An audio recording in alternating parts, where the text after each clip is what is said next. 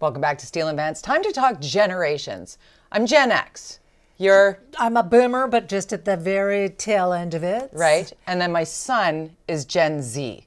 Right. And so right now we're going to talk about, I'm not allowed to talk about my son on the show, so it's all hypothetical. You're not allowed to talk about your son. Are we doing this now, a year and a half? Yeah, I'm winking. I'm winking. Okay, so one of the things. I'm allowed to. When's the He would last say time that you stayed in bed all day?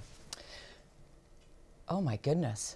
I can't even remember. Probably the last time I was sick, which was years ago. Right? See, me, I think I can count on one hand the number of times I actually indulged in staying in bed all day. Yeah. Well, now there's a term for it. It's called bed rotting. And this is something that Gen Zs love to do. They want to lay in bed. They want to have snacks and their iPhone, and they're watching TV, and they are doing absolutely nothing. And some people say this is great because that's self-care.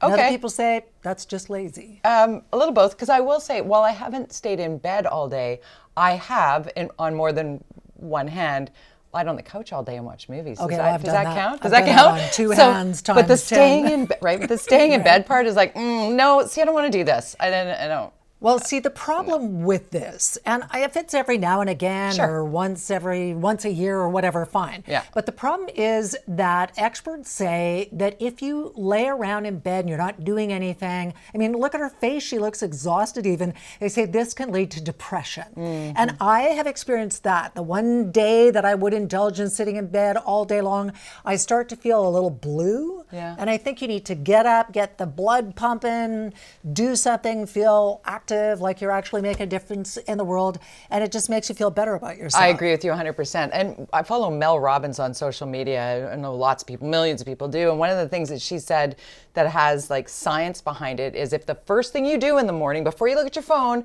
before you think about anything else, you get natural light. Like if you can go outside, even better, but even just open the window and take in some natural light. And bed rotting does not do that. I'm serious when I can tell you that being around some teens, they don't open their blinds, you know, they are staying tight. And that little window into the world that is the phone, like taking your jammies and your cozy blanket down to the couch is one thing, but staying in your bedroom in the dark and closing down and that's the other thing is that Gen Z does not like to talk on the phone. No, this whole do not disturb, they love to text, but they love to use the do not disturb function because they feel like it's a pressure to have to pick up the phone. Someone's calling you. No, they're like, text me. In fact, the stats are that 90% of Gen Z are anxious about talking on the phone. 47%, they much prefer to text than talk on the phone. And this, I agree with Gen Z. I've gotten to the point where I don't like talking on the phone either. As if you're calling me and I wasn't expecting it, it feels like an invasion.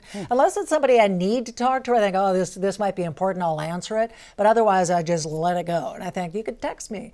I love that you threw that down, because I was going to call you out. Because you don't answer your phone. But I love that you threw that down. I will answer when I see who it is. But if I text you and say, I'm calling you. Yeah, I'm like, great, I'll pick it up, for sure. Totally. Yeah. But I'm kind of like you. And I'm also the other side of that. My Gen X self is like, I know you don't want to listen to a voicemail. So if I call you, you don't answer, I'm texting you to tell you what I was going to say to you. I'm not leaving a voicemail. Nobody wants to check voicemail. Well, and this is in fact what the Gen Z folks say about the phone versus texting. Right. I don't like it that much. It's not, I'd rather just text. It's so easy to just like text someone quickly, or like it's much more private than like having conversation out loud. You know what's funny about this? When I got my very first smartphone, which was a BlackBerry for work, I didn't know how to text. And people said, well, like years later, you never answered any of my texts. I said, how do you text? What? It turned out that the texting function of this BlackBerry was disabled somehow. Oh, hilarious. So I never got in the habit of texting anybody. It took me a couple of years to go, oh, text, oh, weird.